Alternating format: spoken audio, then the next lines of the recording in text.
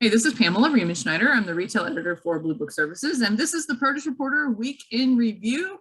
Greg, I don't know about you, but it's 50 degrees colder than it was yesterday. Not happy about it. We're about 15 to 20 degrees from freezing. Yeah, we are. It sucks. 32 degrees and spicy rain is falling from the sky. Not happy around here. It would not be raining if it was precipitating here.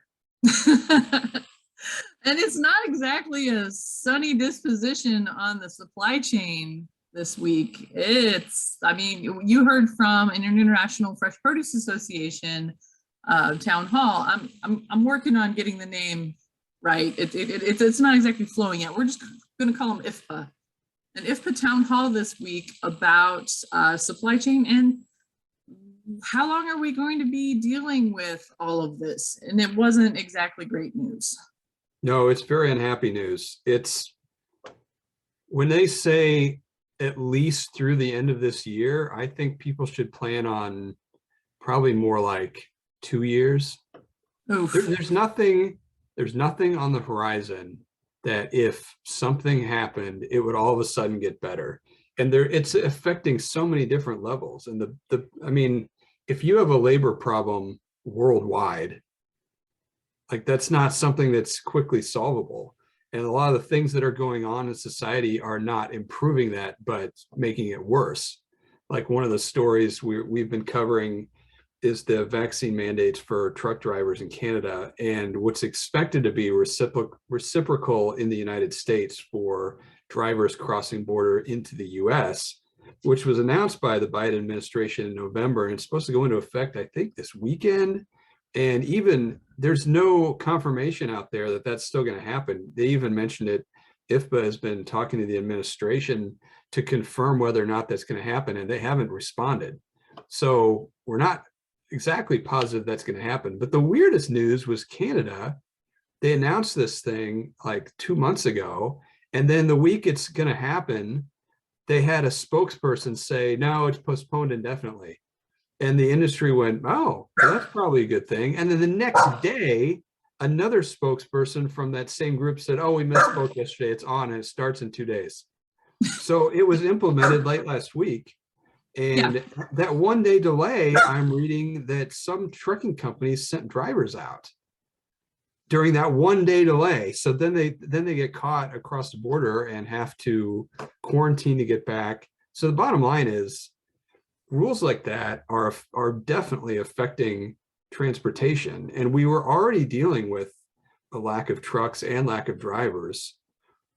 And there's no systems that are bringing drivers into these various industries. And one of the speakers, I think it was Jeff Moore from Tom Lang, said this affects the produce industry even more because many of the trucking companies that the produce industry deals with are smaller trucking companies. And so they're more susceptible to these supply chain driver shortages, increased costs. So and they're more specialized because a lot of times they're running refrigerated trucks as opposed to some of the broader goods, bigger companies. And so it hits the produce industry first and hardest. And it's terrible news, and it's not going to get better. This is a produce specific problem on some things, because if you think about the chip aisle in the store right now, a lot of it is empty because the chip people can wait. Produce can't wait at the border. Produce is perishable in nature. And so things like that are already asking truckers a lot. And I think the whole supply chain is asking a lot. So that town hall, I'm sure, was very well attended. Like you said, a lot of people want to know, is it going to get better? And unfortunately, it sounds like, no, it's not. No, not this year. So maybe next year. Yeah, maybe. Who knows? Everyone feels like 2021 just like, whoa, I moved you. That was weird. I didn't know you could do that. I moved your face. You just get used to having different news and different adjustments every day. Yeah, I mean, it's a fluid kind of thing, but everyone feels like 2021 kind of flew past us and we're all still in 2020. Like, when did this happen? No, 2019 was like last week, right? I have a feeling that 2022 is going to fly just the same way. And so we're all just going to have to, we're along for the ride, I guess. But speaking of 2022, Kroger sent out its top 10 food trends for 2022. A lot of reader interest for that. I read it. Kroger, what's up? I was underwhelmed. Whelmed. Right? Chewy was underwhelmed as well. Where was the produce? I don't know. God dang it, dog. Get out of here. Go on. If you're gonna bark, you gotta go. I got him a sweater at Aldi. It was $5.99. It's really cold. Brian's got him. Yeah, I was underwhelmed too. What happened to the fruits and vegetables, Kroger? Are we just, you know, I mean, these lists, granted, Whole Foods list is usually this like whack job, like tiger nut flour weirdo thing and self-promotional.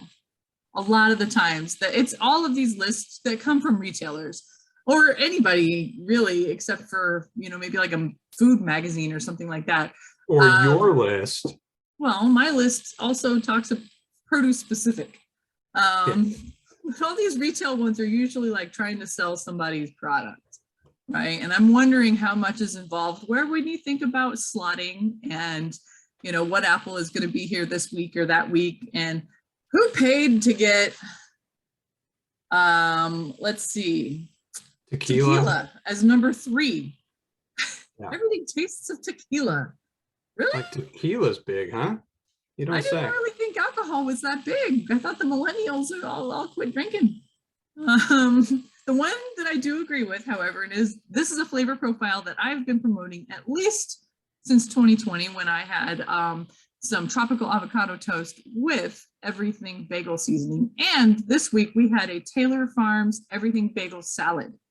And it has like little bagel chips and then the everything seasoning, note to recipe developers for Taylor Farms, more seasoning. It was a pittance. It was like a pinch.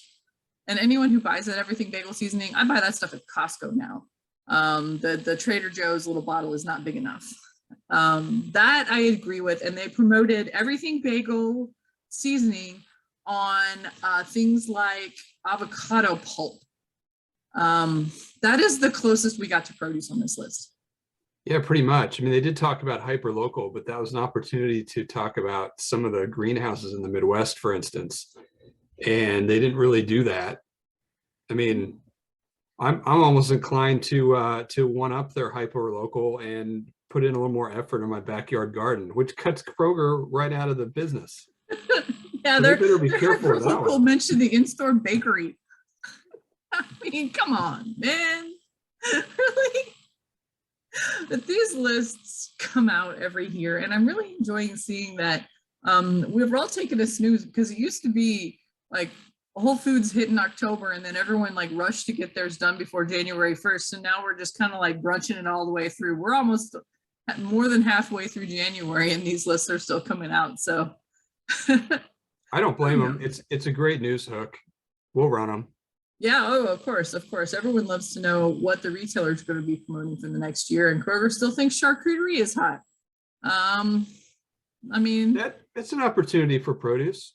I think it is. Yeah, I mean, grapes go really well with that. I always put apples on my boards. I even have like a specific slate board from Arctic Apple that goes really well for a charcuterie board.